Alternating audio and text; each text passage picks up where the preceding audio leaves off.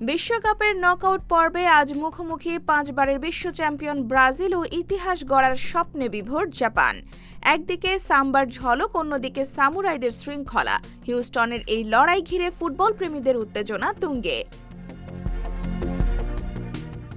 Group পর্বে শুরুতে মরক্কোর সঙ্গে ড্র করলেও পরের 2 ম্যাচে হাইতি ও স্কটল্যান্ডকে 3-0 ব্যবধানে হারিয়ে দারুণ ছন্দে ফিরেছে ব্রাজিল। দলের আক্রমণের নেতৃত্ব দিচ্ছেন দুর্দান্ত ফর্মে থাকা ভিনিসিয়াস জুনিয়র। দীর্ঘ বিরতির পর দলে ফিরেছেন নেইমারও, যা ব্রাজিলকে আরও আত্মবিশ্বাসী করেছে।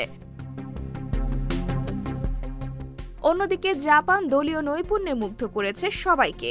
নেদারল্যান্ডসের বিপক্ষে ড্র, তিউনিশিয়ার বিপক্ষে জয় এবং আক্রমণে একাধিক খেলোয়াড়ের অবদান তাদের বড় শক্তি।